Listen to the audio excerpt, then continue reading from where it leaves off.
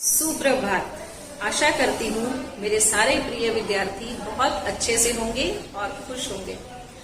आज हम व्याकरण का विशेषण पाठ विस्तार पूर्वक पढ़ेंगे। ये आप पहले भी अपनी पिछली कक्षाओं में पढ़ते हुए आए हैं। तीसरी, चौथी, पांचवी कक्षा में भी आपने पढ़ा है, छठी कक्षा में भी पढ़ा है, लेकिन आज हम इस पाठ को विस्तार पूर्वक पढ़ेंगे। विशेषण। विशेषण की परिभाषा एवं उसके प्रकार। संज्ञा या सर्वनाम की विशेषता बताने वाले शब्द विशेषण कहलाते हैं। जैसे संज्ञा शब्द जो होते हैं, किसी भी व्यक्ति का नाम, वस्तु का नाम या स्थान का नाम, और उनके स्थान पर जब हम इसने, उसने, उन्होंने इन शब्दों का प्रयोग करते हैं तो इन शब्दों की जो विशेषता बताते हैं वो शब्द विशेषण कहलाते हैं।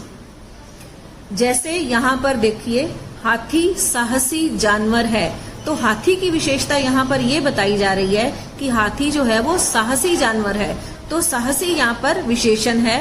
राम एक ईमानदार लड़का है, तो यहाँ पर राम की विशेषता क्या है कि वो एक ईमानदार लड़का है, तो यहाँ पर ईमानदार शब्द जो है वो विशेषण है। अब यहाँ पर आप आम देख रहे हैं। आम कैसे हैं? पके आम। आप पके आम खा सकते हैं, तो यहाँ पर आम कैसे हैं? पके हुए हैं। तो पके शब्द जो है वो आमों की विशेषता बता रहा है, तो पके शब्द जो है वो विशेषण है। दूध अच्छा नहीं है।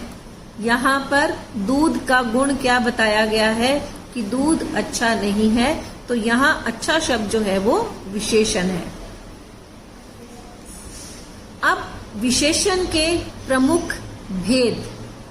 गुणवाचक विशेषण, जैसे किसी के गुण के बारे में बताया जाता है, वो अच्छा है, सुंदर है, काला है, गोरा है, मोटा है, पतला है, तो जो शब्द गुण बताते हैं वो गुणवाचक विशेषण कहलाते हैं। उसके बाद आता है संख्यावाचक विशेषण, जिसके अंतर्गत हमें एक निश्चित संख्या के बारे में पता चलता है। जैसे 10 बच्चे, 3 गेंदें। इस तरह से अगर किसी निश्चित संख्या के बारे में हमें पता चलता है तो वो संख्यावाचक विशेषण कहलाता है। उसके अंतर्गत आता है उसके बाद आता है परिमाणवाचक विशेषण। जिस तरह से हम दूध लेते हैं या किसी चीज का नाप तोल करते हैं, 1 किलो दूध हो गया या 1 किलो घी हो गया, 1 किलो चीनी हो गई, 2 दर्जन केले हो गए, तो इस तरह से जब नाप तोल किसी के कोई चीजों को लिया जाता है तो वो परिमाणवाचक विशेषण कहलाता है। इसके बाद आता है सार्वनामिक विशेषण। इसमें जब हम किसी व्यक्ति के आगे सर्वनाम शब्द का प्रयोग करते हैं, या संज्ञा शब्द भी हो सकता है, वो संज्ञा शब्दों से पहले जब साथ में सर्वनाम शब्द भी प्रयोग किया जाता है तो वो सार्वनामिक विशेषण कहलाता है। जैसे वह व्यक्ति, व्यक्ति जो है वो संज्ञा है, लेकिन उससे पहले वह लग गया है, वह शब्द जो है वो सर्वनाम है।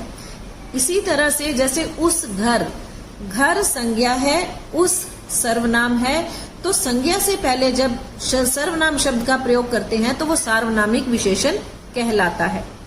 अब इसके अंतर्गत जो परिमाणवाचक और संख्यावाचक विशेषण हैं, ये निश्चित और अनिश्चित 2 प्रकार के होते हैं। निश्चित के अंतर्गत हमें एक निश्चित संख्या के बारे में पता रहता है कि ये इतना ही है। संख्यावाचक के अंतर्गत 2 है, 4 है, 5 है, कितना है वो हमें पता रहता है। और परिमाणवाचक के अंतर्गत भी 2 किलो है, 4 किलो है, 5 किलो है, वो हमें एक निश्चित परिमाण पता रहता है।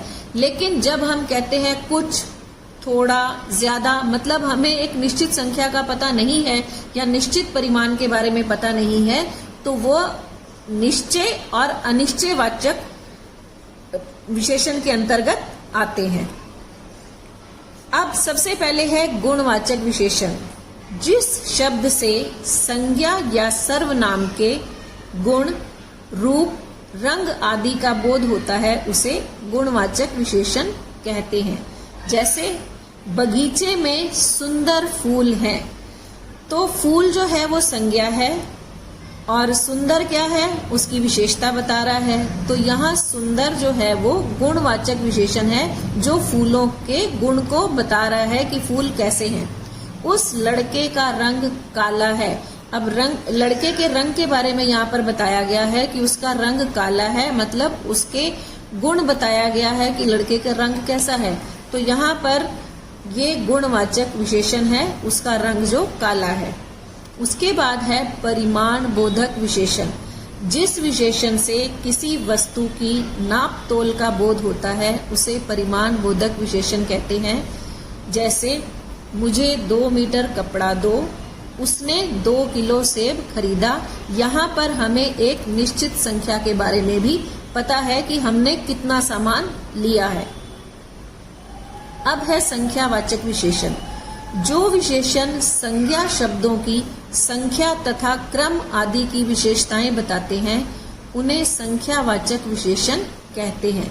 जैसे कुछ बच्चे जो है यहाँ पर अनिश्चित है।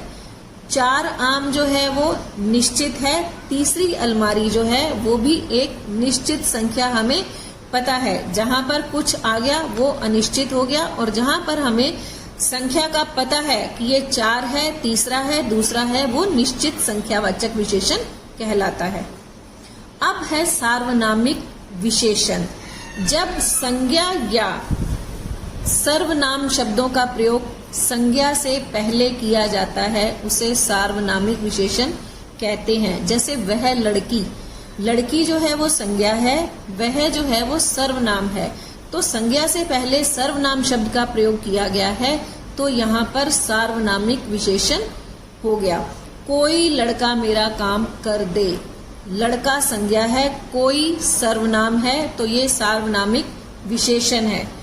तो इसी प्रकार से हम इन वाक्यों को पढ़ेंगे और उनके बारे में जानेंगे कि सार्वनामिक विशेषण क्या है। मतलब कोई भी संज्ञा का शब्द हो, उससे पहले जब सर्वनाम शब्द प्रयोग होता है तो वो सार्वनामिक विशेषण बन जाता है। इसी प्रकार से हमने ये आज अपना विशेषण का पाठ पूरा पढ़ लिया। किताब में भी हमारा सारा ये दिया हुआ है, तो इसको हम अच्छे से इसकी पुनरावृत्ति करेंगे। आप लोग अपने आप से भी स्वयं पठन पाठन करेंगे और फिर इसको अच्छे से समझ लेंगे। अब आज का हमारा विचार, लास्ट में हमें एक अपना अच्छा विचार आज का रखना चाहिए कि आज हमें क्या काम करना है। जिसके मन में भाव सच्चा होता है उसका हर काम अच्छा होता है। इसका मतलब ये है कि हमें कभी भी किसी के लिए कोई गलत भाव या गलत सोच नहीं रखनी है। अगर हम इस प्रकार से बन जाते हैं तो हम कभी किसी के लिए गलत नहीं सोच सकते, और हमारे अपने काम भी जो है बहुत अच्छे तरीके से और सही ढंग से होते हैं, जिससे हमें बहुत खुशी और आनंद महसूस होता है।